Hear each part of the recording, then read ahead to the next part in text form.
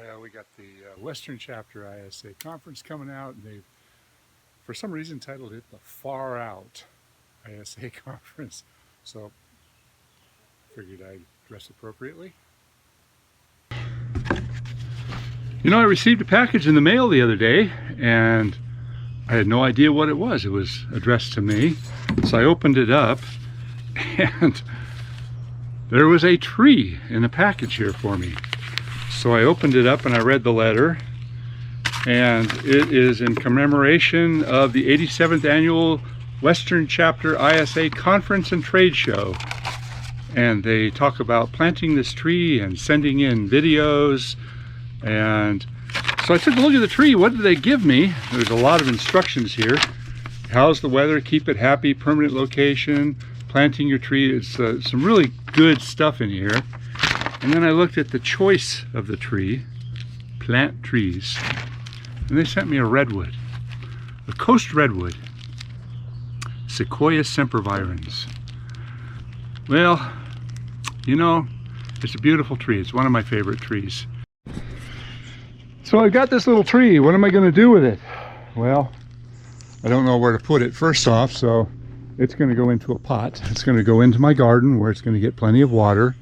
Here's where I can allocate the water in a very isolated area. So I'll put it in a small pot for, probably a year, and then the next year I'll put it into a next larger pot. And when I do find a location where it's going to survive, it'll have a presentable root system. But this tiny little root system that's in here right now, if I put this in the ground, this thing would struggle. It would really struggle. So step one for me anyway, is to put it in a pot.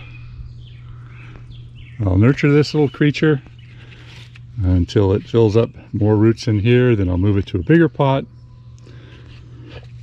and I'll find a property that gets enough water, or maybe has some natural water, and maybe I'll go plant it where it's supposed to be, back in the forest. But not now. We're in the summertime. They delivered these trees. Well, it's not quite summer yet, it's June.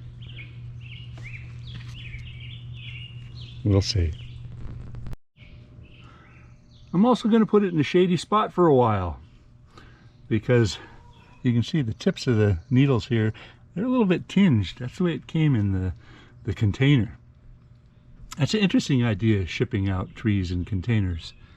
But nurturing a tree, that's something that takes a bit of effort. So I've got a good redwood story. A few years ago, another tree service that I'm friends with called me up and said they were cutting down a big redwood tree, and they were wondering if I'd be interested in milling up the trunk. I said, well, let me come take a look at it. And I went out to Cupertino, and there was an enormous redwood tree. It was easily 6 feet across at the base. So I'm looking up at this tree, and about this time, this old man comes walking out in his late 80s. And I said, you live here a long time? He says, yep. I said, any idea how old this tree is? He says, I know exactly how old this tree is. I planted it. I said, really? He says, this tree is 65 years old. I was really surprised.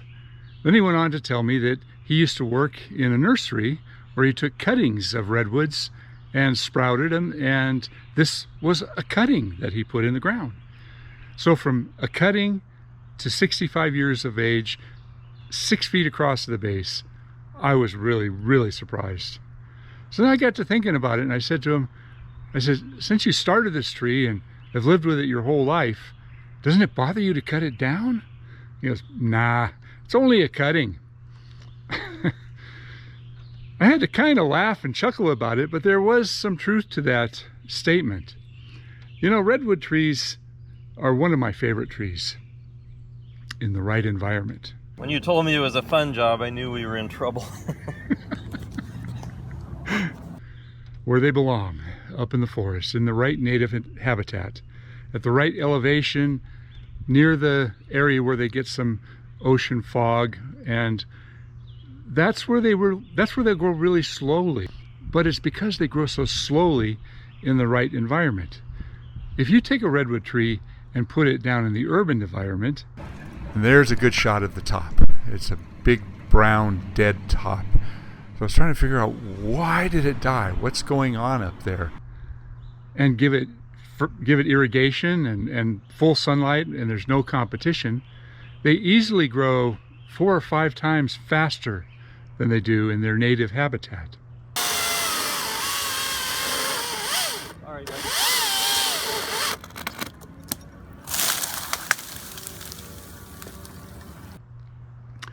So what's wrong with having a redwood tree in the urban environment?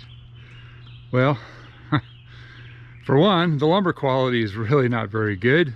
I'll talk about that a little bit.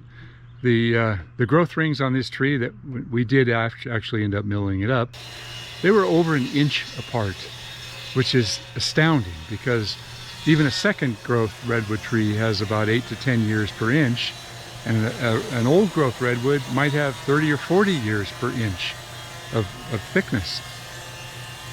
So that tree that's only got 1 year per inch, or sometimes, you know, even worse, those trees don't have any decay resistance. They don't have the insect resistance. They don't have the same kind of durability that has made redwood trees so famous.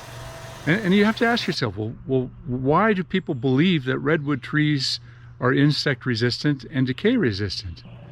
Well, the original redwoods, the old growth redwoods from the old forests that were originally milled, they were insect resistant, and they lasted a long time in the ground.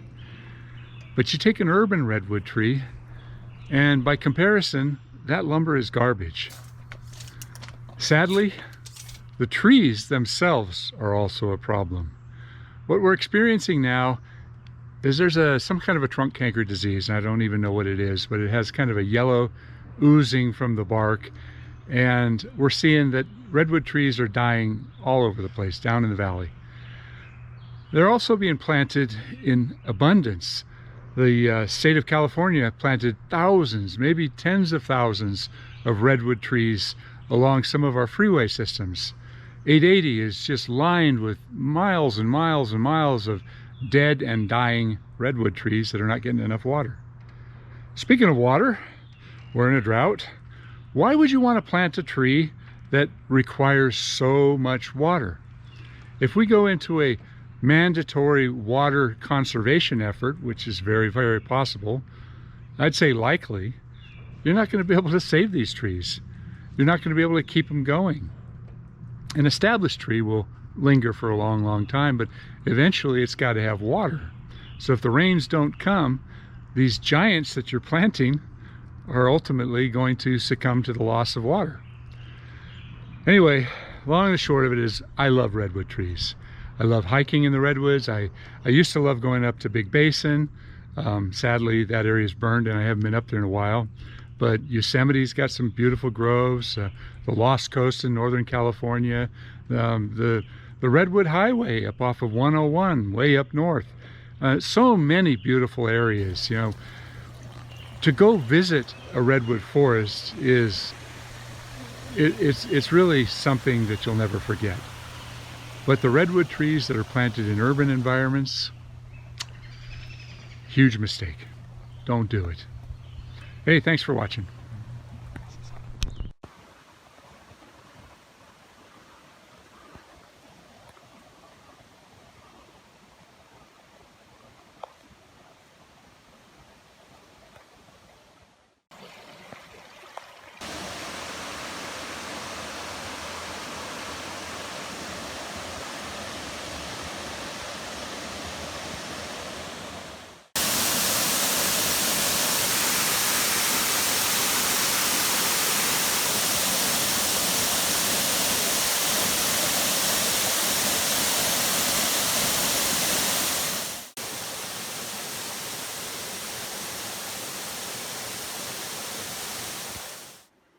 Now there's a classic old stump from a redwood tree. If you look close, on the bottom, kind of in the middle there, there's a cutout where somebody put a springboard. And what they did is they chopped out the front of this and they felled it towards me, and they came in from the backside. There's probably more springboard holes around the backside. And what they did is they put these boards in there that had a little bit of metal on the end to hold them in place, and they drove them in. And that's what they stood on to cut these things down. So typically what they did is they came in from the front with a saw, and then they used an axe to chop out the front of the wedge, and then they came in with a two-man saw from the backside and cut it down. My question is, how the hell did they get it out of here? It's truly remarkable.